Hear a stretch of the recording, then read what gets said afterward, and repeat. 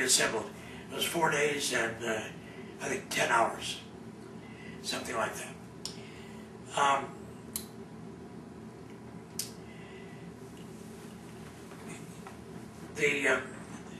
The fact that America went into the war then had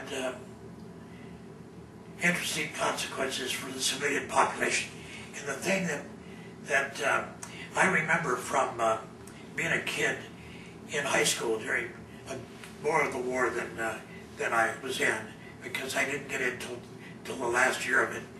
But as kids in high school, we also had to work in a war effort. So we did a lot of aircraft spotting.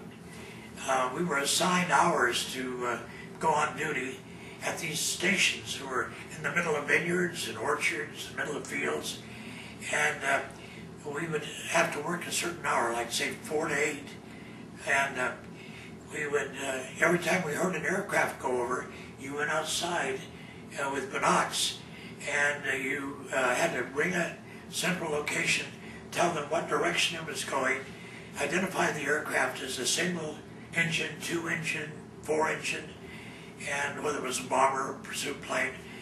And in these central locations, they would plot all these aircraft. So everybody worked, and men and women. And the gals in this country built most of the ships. Those gals who, what did they call them? I should know. Oh, there's an interesting name for them, but it just slips my mind at the moment. That's what happens when you get to be 83, I guess.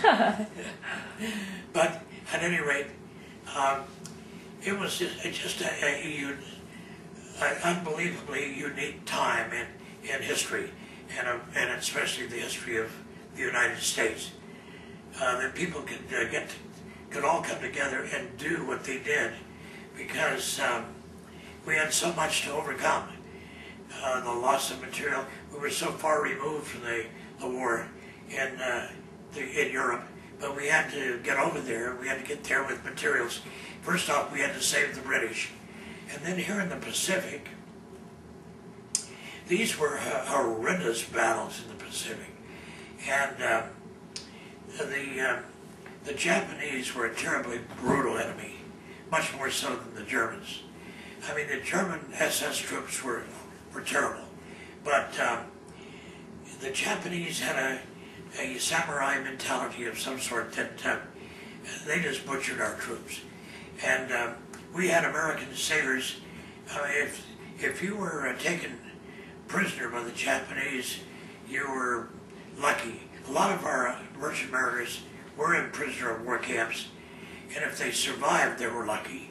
But to be taken prisoner, for example, we have one incident where that we know of. I'm sure there were several, where American merchant mariners were pulled out of the water by the Japanese. They were up on deck on the submarine.